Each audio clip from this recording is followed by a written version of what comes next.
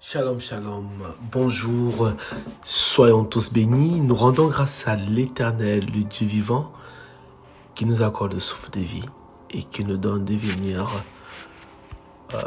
à ses pieds en cette matinale, lui rendre grâce, l'honorer, l'aimer, le bénir et recevoir de lui, n'est-ce pas, ce pain matinal. Nous sommes pleins de reconnaissance. Nous sommes pleins de reconnaissance. C'est un privilège, c'est un honneur de reconnaître que l'Éternel est notre lumière et notre salut. Oui, de qui aurais-je crainte? L'Éternel est le soutien de ma vie. De qui aurais-je peur? Quand des méchants s'avancent contre moi pour dévorer ma chair, ce sont mes persécuteurs et mes ennemis qui chancellent et tombent. Si une armée se campait contre moi, mon cœur n'aurait aucune crainte. Si une guerre s'élevait contre moi, je serais malgré cela plein de confiance.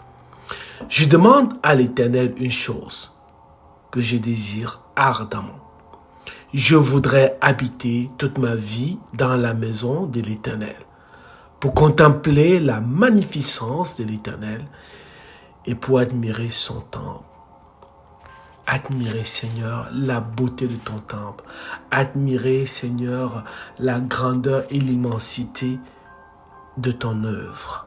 Seigneur, merci parce que tu nous appelles créatures si merveilleuses. Ça qui nous pousse encore ce matin à nous approcher de ton trône de grâce, à nous approcher, Seigneur, de toi avec révérence. Nous voici, Seigneur.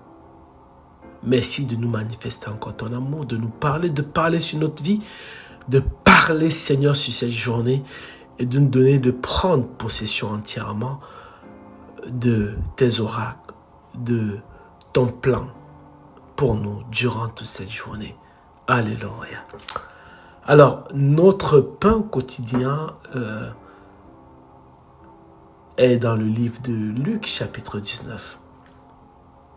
Nous allons voir que le texte que nous allons parcourir se trouve uniquement dans Luc.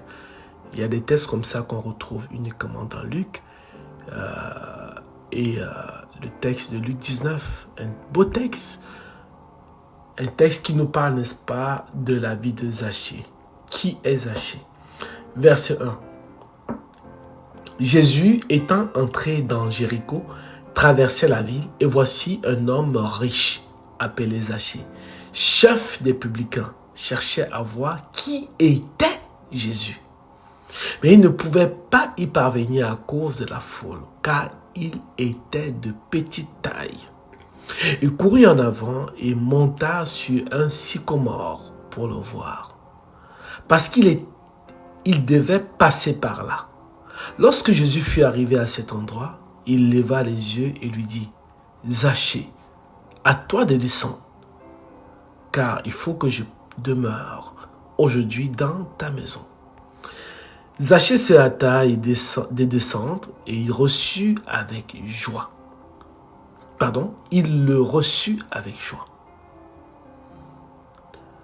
Voyant cela, tous murmuraient et disaient, « Il est allé loger chez un homme pécheur. » Mais Zachée se tenant devant le Seigneur lui dit, « Voici, Seigneur, je donne aux pauvres la moitié de mes biens. Et si j'ai fait tort de quelque chose à quelqu'un, je lui rends le quadruple. » Je lui dis, « Le salut est entré aujourd'hui dans cette maison, parce que celui-ci est aussi un fils d'Abraham. Car le Fils de l'homme est venu chercher et sauver ce qui était perdu. » Car le Fils de l'homme est venu chercher et sauver ce qui était perdu. Oui, car Jésus-Christ est venu chercher et sauver ce qui était perdu. Un, chercher, deux, sauver. Un, chercher. Zachée va entendre parler de Jésus. Il a ouï que Jésus passe dans le secteur. Qu'est-ce qu'il fait? Il est de petite taille. N'oublions pas, il est le chef des publicains. Mais c'est qui les publicains? C'est les collecteurs d'impôts. Ah, la période des impôts. Lorsqu'on sait qu'on doit payer l'impôt. Oh, qu'est-ce que c'est un cauchemar. Zachée est le chef de ceux qui collectent l'impôt. Donc, il rentre sur tout l'impôt qui est collecté.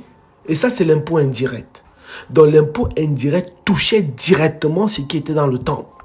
Tout ce qui était fait dans le temple. Donc, tout le monde qui passait dans le temple devait payer l'impôt. Quelle frustration, quelle amertume. Mais c'était un homme plein de sagesse. Regardons l'histoire de Zachée. Oui, il collectait. Mais quand il collectait, il s'occupait de prendre soin des plus démunis. Il s'occupait, n'est-ce pas, de retourner une bonne partie au peuple. N'est-ce pas, le Seigneur nous demande d'acheter avec nos biens les hommes, la faveur des hommes. Mais Zachée était plus que ça. Il y avait une portion de la crainte de l'Éternel dans son cœur. La crainte de l'Éternel qui le pousse à fuir le mal, à avoir horreur, à opprimer l'autre.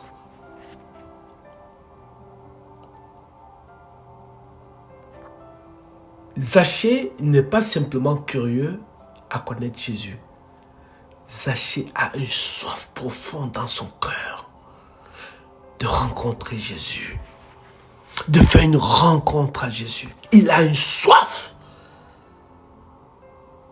Malgré sa taille.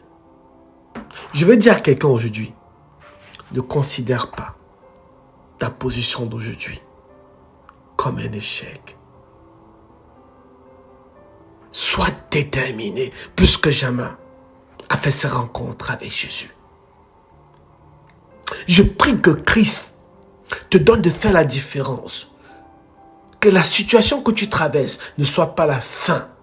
Celle-là qui te positionne à ne pas courir et rechercher de tout ton cœur Jésus. Au contraire, le salut est une œuvre extraordinaire. Le salut est le plus grand miracle. Si on peut dire le plus grand miracle, c'est le salut. Il est donné à l'homme de vivre une fois, après cela vient la mort. Mais Zachée va le comprendre. Il va le saisir. Christ va définir Zachée comme un descendant d'Abraham. Mais ça veut dire quoi, descendant d'Abraham? En lui, il y avait la foi. Waouh! Un publicain qui a la foi extraordinaire. En lui, il y avait l'humilité. Zachée, malgré sa posture, il est riche. C'est un homme opulent, c'est un homme dans son temps qu'on qualifierait de noble, de notable. C'est un dignitaire.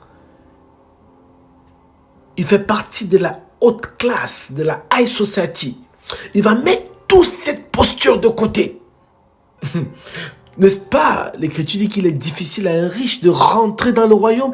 Mais sinon, attention, c'est le riche qui est attaché à sa possession. C'est le riche qui définit sa possession comme s'il était arrivé. C'est le riche qui prend sa possession pour écraser l'autre, pour dominer son semblable. Mais Zachée avait le contraire de cette identification de riche. Il avait une richesse extraordinaire. Dieu dans sa vie, qui l'a poussé à chercher Christ pour le salut.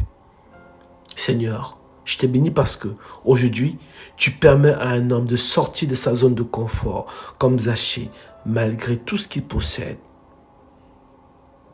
de ne pas avoir honte des hommes, de ne pas avoir regardé la considération de ceux qui sont autour de lui, de s'humilier, alléluia, de monter sur le sycomore parce qu'il veut te voir.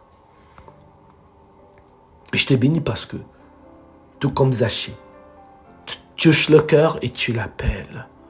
Tu l'appelles. Et tu rentres dans sa maison souper.